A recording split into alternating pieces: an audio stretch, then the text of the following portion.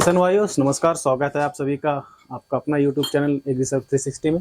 किसान भाइयों आज हम एक मिट्टी जांच करने का जो लैब है उसके अंदर है।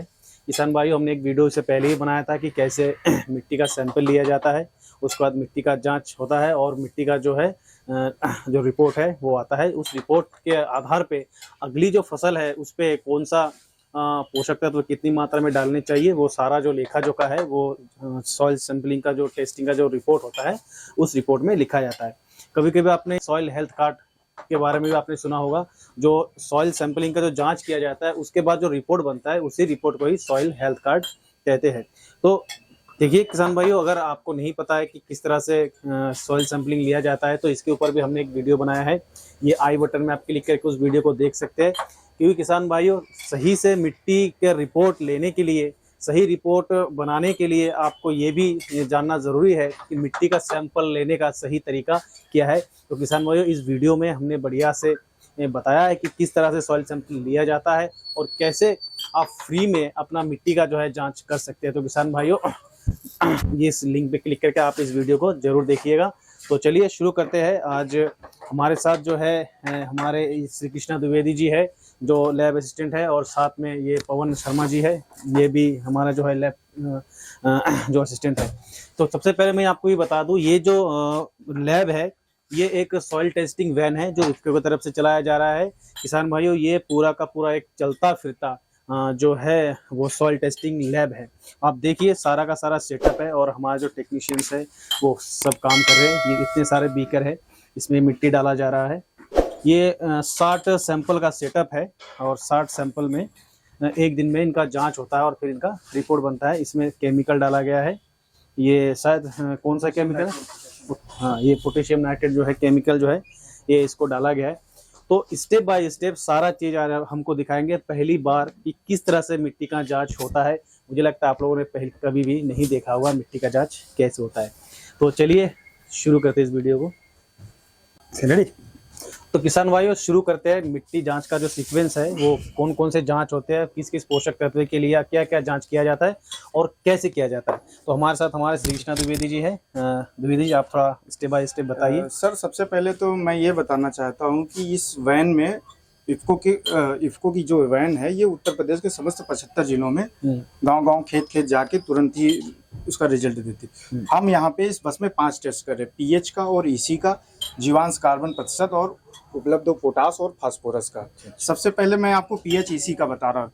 इसमें हमको 20 ग्राम मिट्टी लेने हैं और 40 ml डिस्टिल वाटर लेना है। तो ये जो आपका ये जो है नापने वाला स्कूप ये है हमारा 20 ग्राम का। इसमें 20 ग्राम ऐसे लेना है हमको मिट्टी, और इसके लिए और मिट्टी हमारी चली होनी चाहिए। और इसके बाद इसमें ऐसे डालना है आपको। ये हो गया पीएच और इसी पीएच इसी इसमें भी 40 ml डिस्टिल वाटर डाल के इसको आधे घंटे के लिए रख देंगे। उसके बाद हम इलेक्ट्रोड के माध्यम से, ये पीएच का है ये इसी का है, इलेक्ट्रोड के माध्यम से इसकी रीडिंग ले लेंगे। जो रीडिंग आएगी उसको हम रजिस्टर में एंट्री करेंगे और इसके बाद किसान भाइयों के लिए रिपोर्ट कार्ड तैयार करेंगे। दूसरा इसी इलेक्ट्रिक कंडक्टिविटी जी, इलेक्ट्रॉनिक कंडक्टिविटी ये हर पोषक तत्व हर चीज का इलेक्ट्रिक कन्वर्टिव होता है। इस तरह मिट्टी का भी इलेक्ट्रॉनिक कनेक्टिविटी। दूसरा ये सर जो टेस्ट है ये पोटास का है।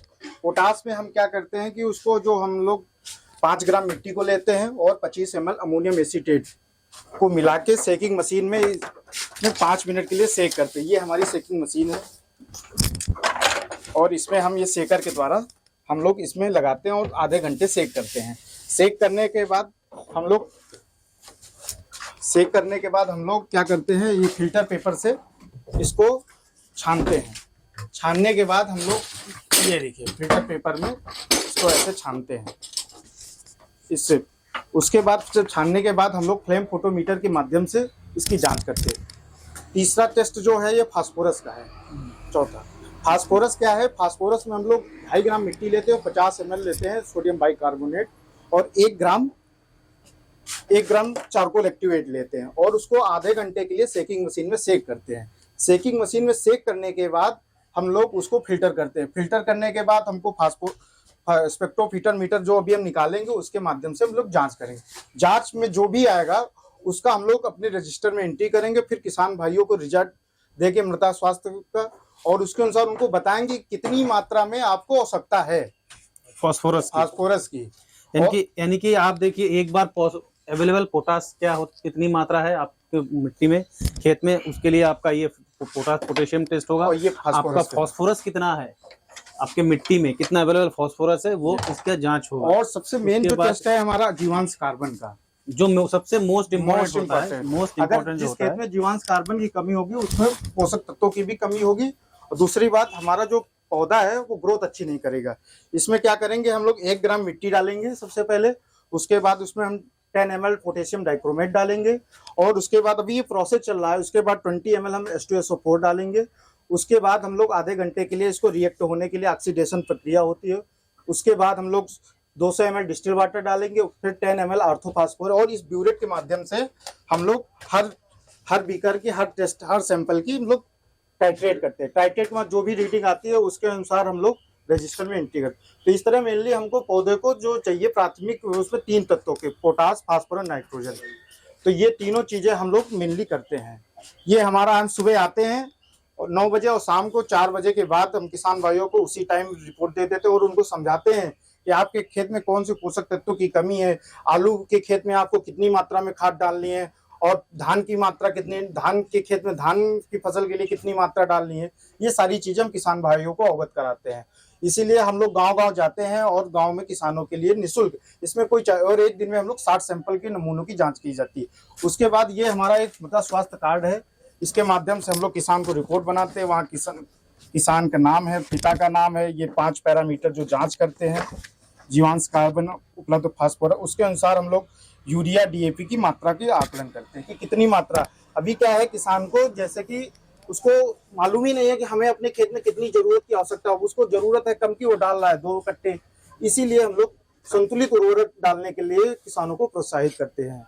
इसका मेन काम है किसानों को जागरूक करना कि मिट्टी का सैंपल के, मिट्टी की जांच क्यों जरूरी है, इसका क्या महत्व है, ये सारी चीजें हम लोग बताते हैं। और संतुलित उर्वरक कैसे डालनी है, ये सारी चीजें हम लोग करते हैं। इसमें हम लोगों को 7 घंटे लगता है, सुबह 9 बजे से शाम को 4 बजे तक लगते हैं, और पूरा एक बाई चैनल हम लोग करते हैं। नमस्कार, बहुत बहुत धन्यवाद।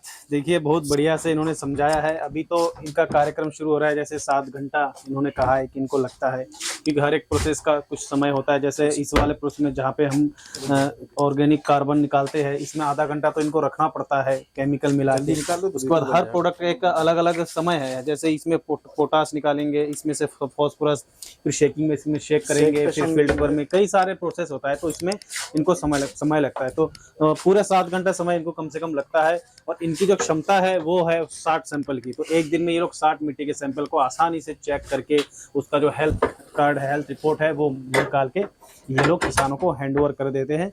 और फिर किसान अपने उसी के अनुसार अपना जो है फर्टिलाइजर डोज जो है वो निर्धारित करते हैं।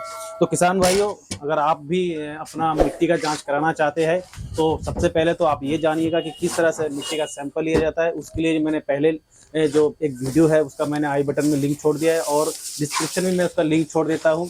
और मैंने इस वीडियो में ये भी बताया कि किस तरह से आप फ्री में अपनी मिट्टी के जांच करा सकते हैं।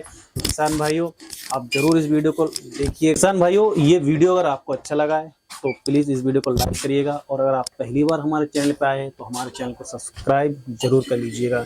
तो किसान भाइयों, बने रहिएगा हमारे चैनल पे इस तरह के और भी अच्छे वीडियो के लिए। तो तब तक के लिए धन्यवाद।